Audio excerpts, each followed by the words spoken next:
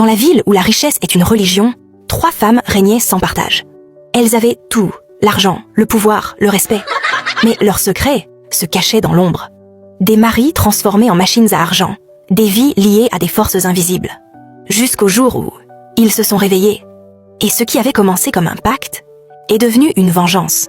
Cette fois, ce sont elles qui paieront le prix. La ville de Lekoma brillait sous le soleil de midi. Les routes larges bordées de palmiers menaient à des quartiers luxueux, où les villas blanches aux toits rouges se dressaient comme des monuments de réussite. Dans ces rues où chaque portail portait un blason doré, les noms Amara, Chinwe et Salma étaient sur toutes les lèvres. Amara, l'épouse du banquier réputé, incarnait l'élégance. Ses tailleurs ivoires, ses bijoux discrets mais hors de prix, et son sourire mesuré faisaient d'elle l'image parfaite de la femme accomplie. On la voyait souvent, tôt le matin, prendre le volant de son SUV noir étincelant, ses lunettes de soleil dissimulant un regard froid et calculateur. Chinwe, elle, était la plus audacieuse. Son salon de mode, Divine Shapes, ne désemplissait pas. On disait qu'elle avait un don pour transformer les rêves en réalité, habillant les femmes les plus influentes de la ville. À chaque événement, elle faisait tourner les têtes avec ses robes sur mesure et ses coiffures audacieuses. Et puis, il y avait Salma. La plus jeune, à peine 30 ans, mais déjà à la tête d'une fortune impressionnante grâce aux affaires immobilières de son mari. Belle, ambitieuse, toujours entourée de caméras lors de ses œuvres de charité, elle représentait la jeunesse dorée de Lekoma. Pourtant, derrière les portes closes de leur villa, une vérité beaucoup plus sombre se tissait. Ces femmes se retrouvaient chaque jeudi soir dans une maison isolée, à l'extérieur de la ville. Une villa que personne n'osait approcher, protégée par des haies immenses et des gardiens muets. À l'intérieur, sous la lumière tremblante des bougies, elles formaient un cercle parfait autour d'une prêtresse vêtue de rouge. Ses yeux noirs, perçants comme des lames, semblaient lire dans leurs âmes. Elle s'appelait Mama Ebele. « Vous savez ce que vous voulez, mes filles » disait-elle d'une voix rauque qui résonnait dans la pièce. « Et vous savez le prix » Elles acquiesçaient sans un mot. Car dans ce sanctuaire secret, l'ambition n'avait pas de limite. Et chaque jeudi, un nouveau pacte était scellé. Leurs maris, eux, ignoraient tout.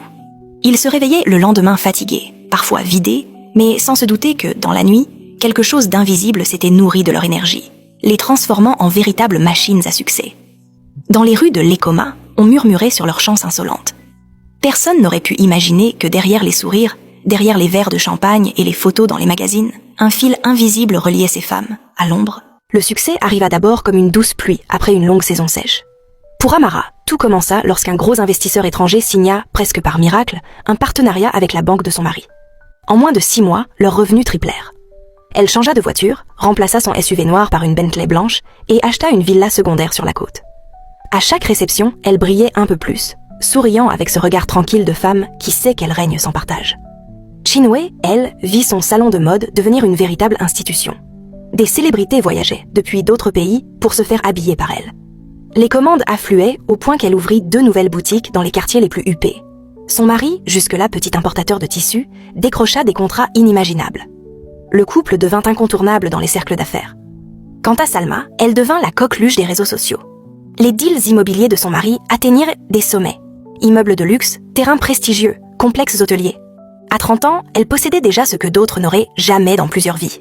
Elle souriait devant les caméras, ses mains couvertes de bagues étincelantes, tout en jouant la philanthropie avec ses fondations caritatives. Mais si les villas brillaient, les maris, eux, s'éteignaient peu à peu. Ils travaillaient sans relâche, comme poussés par une force invisible. Le banquier d'Amara passait des nuits entières au bureau, à signer des documents sans même comprendre pourquoi il ne pouvait s'arrêter. Le mari de Chinwe enchaînait les voyages, ses yeux cernés comme ceux d'un insomniaque. Quant à l'entrepreneur de Salma, il revenait tard le soir, trempé de sueur, le regard vide, mais le compte en banque toujours plus plein. Parfois, ils avaient des absences étranges.